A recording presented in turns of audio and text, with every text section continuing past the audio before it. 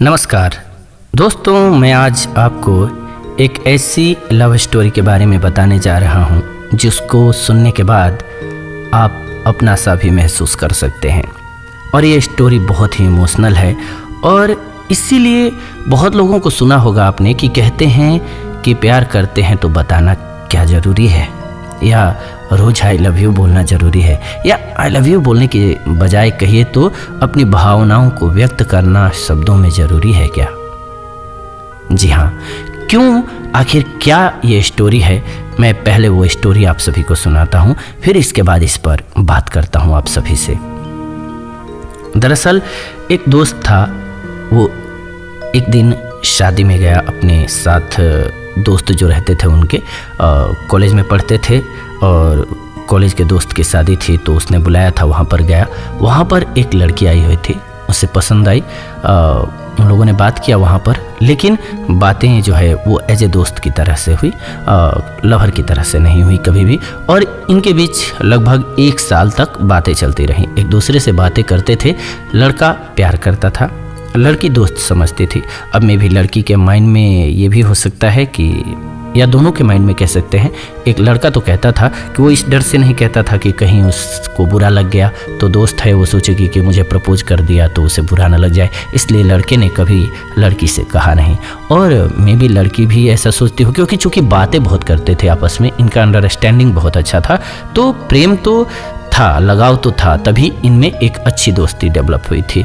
लेकिन लड़के ने कभी कहा नहीं। और इसी बीच होता क्या है कि लड़की की शादी के लिए घर वाले दूल्हा देखने लगते हैं और लड़की की शादी फिक्स हो जाती है। चूँकि इनके बीच कभी कहने की बात आई नहीं, और जब लड़की ने बताया कि पिताजी ने शादी देखा है यहाँ पर, तो लड़का और कहने से डरने लगा कि जब कुछ कहा नहीं शादी के लिए और देख रहे हैं, ये तो बता ही रहे, तो उसमें मैं क्यों कहने जाऊँ, और कहीं मैं रिजेक्ट ना हो जाऊँ, रिजेक्शन का भी डर रहा। तो इसलिए उसने अपनी भावना को जाहिर नहीं किया लड़की के साथ। लड़की बोलती है कि तुम आओगे ना मेरी शादी में। वो सोचती है कि जैसे दोस्त है, मस्ती के साथ खुशी के साथ आएगा। अब यहाँ से स्टार्ट होती है असली बात। दोस्तों, लड़के के मन में तरह तरह की परेशानियाँ शुरू हो जाती हैं। चूँकि वो इमोशनली जुड़ा हुआ था, वो लव करता था, बस उससे कह नहीं पाता था, क्योंकि इंट्रोवर्ट पर्सनालिटी का था लड़का। लड़के ने कभी भी शब्दों में नहीं कहा कि मैं तुमसे प्यार करता हूँ। बाकी एक्शन जो थे, बाकी बातें जो थी इनकी, वो अंडरस्टैंडिंग जो थी एक दूसरे के लिए, दोस्ती इतनी लंबी चल ही इसलिए रही थी कि इनमें अच्छी थी, दोस्ती अच्छी थी। मैं भी प्रपोज करता या कहता अपने मन की बात को, तो हो सकता है कि वो ना भी करती, या फिर हो सकता है कि वो ये भी कहती कि हाँ मैं भी प्रेम करती हूँ, और हो सकता है कि एक साथ हो सकते थे दोनों। लेकिन हुआ क्या इस केस में कि लड़के को लड़की बोलती है कि तुम मेरी शादी में आओगे ना। अब ये ना भी नहीं कह पाता है, जाता है बहुत मुश्किल से। पहले तो बहुत दिनों तक वो अपने, धीरे धीरे इनकी बातें कम होने लगती है कि लड़की शादी के अपनी तैयारियों में जुट जाती है, अपने फियांसे के साथ बात करने लग जाती है। तो जो इसके साथ बातें होती थी वो टाइम कट हो जाता है। वो लड़की तो वहाँ इंगेज होती है, लेकिन लड़का यहाँ पर इमोशनली टूटता जाता है, क्योंकि इसको वो समय और ज़्यादा परेशान करता है। फिर ये भी अपनी पढ़ाई में लग जाता है धीरे धीरे, लेकिन मन लगता नहीं है। और बात यहाँ तक आती है कि शादी का दिन आ जाता है, शादी में जाता भी है लड़का। लड़की विदाई पर जितना रोती है उतना नहीं रोती, क्योंकि लड़की को इतना फील नहीं होता। वो समझते हैं कि सिर्फ दोस्त ही था, इसीलिए इसने मुझसे कभी कहा नहीं, मुझे प्रपोज किया नहीं, अन्यथा इसने प्रपोज किया होता या कहा होता मेरे से कभी, तो उसको दुख होता। तो लड़की जानती ही नहीं है इसके फीलिंग्स को। वो समझती है कि दोस्त है और दोस्त में ही खुश है, इसीलिए खुश है और आया हुआ, सिंपल सी बात है।